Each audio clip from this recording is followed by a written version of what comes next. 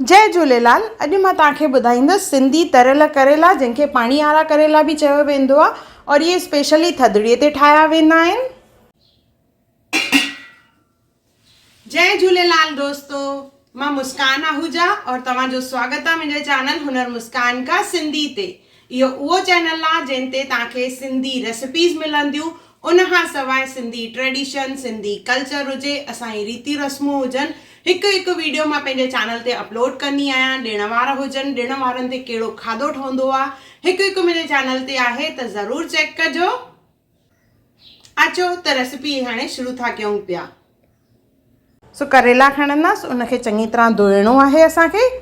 धोइण खां पोइ इनखे छिलंदासीं। छिलण जा ॿ तरीक़ा हूंदा आहिनि, हिकिड़ो छिलणे सां, ॿियो छुरीअ सां। त मां तव्हांखे ॿई ॾेखारियां थी पई। ये ट्रेडिशनल तरीक़ो जेको आहे, छुरीअ सां हीअं छिलियो वेंदो आहे। असांजी नानी ॾाॾी सभु हीअं छिलींदा हुआ। जेके इहे छिलका निकिता, इनखे कत चयो वेंदो आहे। छुरीअ सां घसे करे चङी तरह करेले खे साफ़ करणो आहे। करेले जे छिलके खे कत चइबो आहे। जीअं मां ॿुधायो, इहे छुरीअ सां बि करे सघिबी आहे और पीलर जो इस्तेमालु करे बि करे सघिबी आहे। त उन में इन तरह लंबियूं लंबियूं स्ट्रिप्स थींदियूं आहिनि। इहो ईज़ी तरीक़ो आहे। अॼुकल्ह हर कोई इहो ई तरीक़ो यूज़ कंदो आहे, पर जेको एक्चुअल ओरिजिनल असांजा वॾा जेको तरीक़ो कंदा, उहो छुरीअ सां कंदा हुआ। हिन में वॾियूं स्ट्रिप्स थींदियूं और हुन में दाण दाण थींदी आहे। हिन तरह करेलनि खे असां छिले वठंदासीं। मां हिकु दफ़ो वरी ॾेखारे रही आहियां छुरीअ वारो तरीक़ो। इहा जेका कत निकिरंदी आहे, उन जा कोफ़्ता ठाहिया वेंदा आहिनि। उनजी बि हिकु रेसिपी आहे, अॻियां हली मां तव्हांखे उहा बि ॿुधाईंदसि ज़रूरु। ॾिसो, अगरि पीलर सां कंदासीं त हिन तरह लंबियूं स्ट्रिप्स थींदियूं, जेके फ्राई करे यूज़ कयूं वेंदियूं आहिनि। छाकाणि त करेले सां गॾु उनजी खल जो बि हेल्थ बेनिफिट्स जाम आहिनि। इहे शुगर जी लेवल मेंटेन करण में बि हेल्प कंदा आहिनि। करेले खे छिले उनखे असांखे चीर ॾियणो आहे। अगरि ॿिज ॾाढा पका हुजनि त थोरा कढी छॾिणा आहिनि। अगरि कचड़ा आहिनि त उहे रहण ॾींदासीं। चीरण खां पोइ इनखे ॿिनि हिसनि में कट करणो आहे। हाणे इनखे लूणे रखंदासीं। असांजा वॾा करेलनि खे 15 मिंट, अधु कलाकु घटि में घटि ईअं लूणे रखंदा हुआ। उन सां चवंदा आहिनि करेलनि जी कोराइण हली वेंदी आहे। पर तव्हां इंस्टेंटली करणु चाहियो त थोरो सो लूणु लॻाए सिधो अॻियां प्रोसेस कयो। करेलनि खे चङी तरह लूणु लॻाइणो आहे। उनखां पोइ इनखे असां रखी छॾींदासीं अधु कलाक लाइ। उनखां पोइ इनखे चङे झझे पाणीअ में धोइणो आहे। 2 खां 3 पाणी खणी करे उनखे चङी तरह धोईंदासीं। त हे पहिरियों दफ़ो धोईंदासीं, वरी ॿिए पाणी में विझंदासीं, वरी 3 पाणी में, जीअं हिन में जेको एक्स्ट्रा लूणु हुजे सॼो निकिरी वञे। सो मां 3 दफ़ा हिनखे वॉश करे चुकी आहियां। त पाणी निचोड़े करे करेला कढी छॾींदासीं। छोकी पाणी अगरि न कढंदासीं त जेॾी महिल हिननि खे फ्राई कंदासीं तेल में, त तेल जाम उॾामंदो। इन जे करे असांखे इहो निचोड़े करे पाणी पोइ करेला कढणा आहिनि। इन तरह सभु करेला कढी रखंदासीं। इन खां पोइ हाणे हिननि करेलनि खे करिणो आहे असांखे फ्राई। त हिकु तई खणंदासीं, उन में तेल गरम करे वठंदासीं। उनखां पोइ इन में करेलनि खे फ्राई कंदासीं। करेलनि खे डीप फ्राई करिणो आहे असांखे चङी तरह घुमाईंदे। असां हिनखे पहिरियों तेज़ बाहि ते, पोइ थोरी धीमी बाहि ते करे असां हिनखे क्रिस्प फ्राई कंदासीं। इहे करेला ॾाढा सुठा लॻंदा आहिनि। दाल फुल्को और इहे करेला हुजनि तरियल, मज़ो अची वञे। ॿारनि खे बि इहे पसंदि ईंदा आहिनि, छाकाणि त हिननि करेलनि मां कोराइण सॼी निकिरी वेंदी आहे। और जीअं त मां ॿुधायो, इहे करेला जेके आहिनि स्पेशली थधिड़ीअ ते ठाहिया वेंदा आहिनि। चङी तरह फ्राई करण जे करे इहे करेला नेक्स्ट डे ताईं बि ख़राबु न थींदा आहिनि।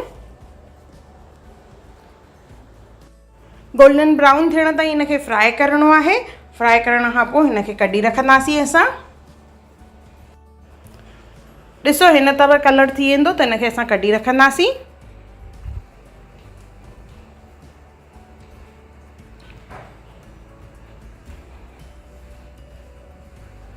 ये काफ़ी क्रिस्प आहिनि करेला। हाणे पर इनखे असांखे ठाहिणो आहे सॉफ्ट, खाइण में जीअं ॾाढो मज़ो अचे असांखे। सॉफ्ट करेला खाइण में ॾाढा बढ़िया लॻंदा आहिनि। त ख़ाली पैन खणंदासीं असां, उन में विझंदासीं करेला। असां ऑलरेडी इन्हनि खे फ्राए कयो आहे, त तेल विझण जी बि काई ज़रूरत न आहे। इन में हैड, ॻाढ़ा मिर्च, धाणा विझंदासीं। लूणु असां ऑलरेडी विझी चुका आहियूं। और हिन में विझंदासीं 1 गिलास पाणी। इन पाणीअ में असांखे करेलनि खे टकाइणो आहे।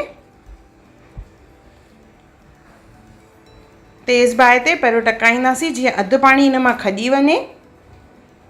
इन सां करेला ॾाढा सॉफ्ट थींदा आहिनि। मुंहिंजी गुड़िया हूअं करेला न खाईंदी आहे, पर ईअं जीअं मां हिनखे करेला ठाहे ॾींदी आहियां त उनखे ॾाढा वणंदा आहिनि और उहो दिलि सां खाईंदी आहे। त ज़रूरु तव्हां बि ट्राए करे ॾिसिजो इहे करेला। ॾिसो ऑलमोस्ट पाणी जेको आहे अधु खॼी वियो आहे। हाणे हिनखे ढके करे असां सिम ते सिजाईंदासीं, मतिलबु धीमी आंच ते। इनखे विच में पलटाइणो आहे जीअं ॿिए पासे बि इहे सॉफ्ट थियनि। जेसिताईं इहो सॼो पाणी खॼे तेसिताईं असांखे हिनखे सिजाइणो आहे। त चङी तरह घुमाइण खां पोइ वापसि हिनखे असां ढके रखंदासीं, जीअं सॼो पाणी खॼी वञे और हिन मां थोरो थोरो तेल निकिरणु चालू थी वेंदो।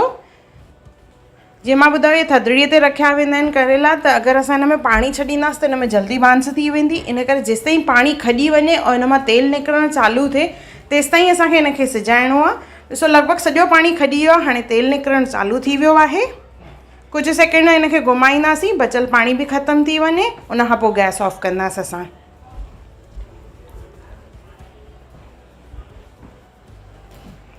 ॾिसो असांजा करेला तयार थी विया आहिनि। इनखे गर्मा गर्म दाल चांवरनि सां, दाल फुल्के सां सर्व कंदासीं। और जीअं मां ॿुधायो, थधिड़ी ते बि असां हिनखे ठाहे रखंदा आहियूं। तरियल करेला या पाणीअ वारा करेला त ज़रूरु ठाहियो और मूंखे कमेंट सेक्शन में ज़रूरु ॿुधायो त तव्हांखे इहो मुंहिंजो वीडियो कीअं लॻो। अगरि तव्हांखे मुंहिंजे चैनल ते रेसिपी या वीडियो पसंदि आयो हुजे त उनखे ज़रूरु लाइक कजो, शेयर कजो और सब्सक्राइब कजो। और मुंहिंजी नई ईंदड़ वीडियोस खे ॾिसण जे लाइ बेल आइकॉन ज़रूरु क्लिक कजो। मूंखे इंस्टाग्राम और फेसबुक ते बि ज़रूरु फॉलो कजो। और मुंहिंजे सफ़र में मुंहिंजो साथ ॾियण लाइ धन्यवाद। जय झूलेलाल।